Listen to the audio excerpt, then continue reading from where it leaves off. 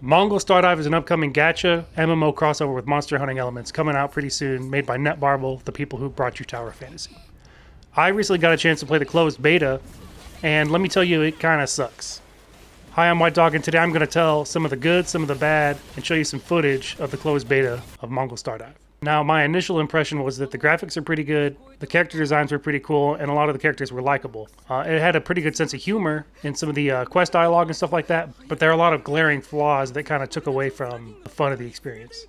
So first off, the combat's kind of boring. Really all you do is you mash light attack and switch characters and spam their special attacks. Sometimes there's a pop-up that flashes and lets you do like a counter, but it's not interesting like the ones in Wuwa or Zenless. And then you basically do this rotation until you have your ultimates ready, and then you spam the ultimates, and then you go back to spamming special attacks.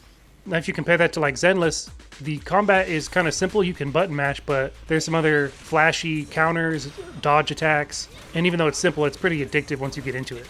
Mongil Stardive doesn't have any of that. Every character you just button mash. Sometimes their attacks do different cadences to them, but there's really nothing interesting about any of the characters. Another complaint I had is that there's no story really, no resolution to the story. Like in the intro, why do you stab that stripper in space? They never really address that. He just wakes up and then you start doing this quest to find the guy who's putting demon seeds around, making all the monsters attack. And speaking of monsters, that's really just a charm that you put on your backpack as a stat stick. You could combine them to make them stronger, but it really just seems like it's going to be a grindy thing to get the best monster for each character. Speaking of grinding, to get to the story quest, you have to grind your adventure level through boring side quests. And this is kind of what was making me not want to play the game after the first hour or so. So the experience was kind of grindy and boring, just in the beta, which isn't a good sign. There was some good to it. The characters are pretty interesting and some of the dialogue is kind of funny.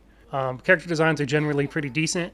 And I think the setting can be good if you like that standard Japanese fantasy setting with the guild, where you're just basically a mercenary with some morals sprinkled on top of it, doing your benefit to society by murdering.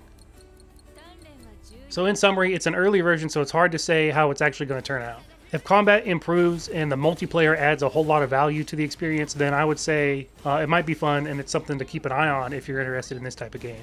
Now, if you want to form your own impressions about how the game's going to be, I have a full playthrough, the full 4 hours with timestamps and everything so that you could skip around and see story dialogue with how the grind is, what the menus look like, character animations, the general art style, some of the funny dialogue. Check that out if you're interested. Otherwise, stay far, far away. Thanks for watching. Catch you in the next one. Subscribe.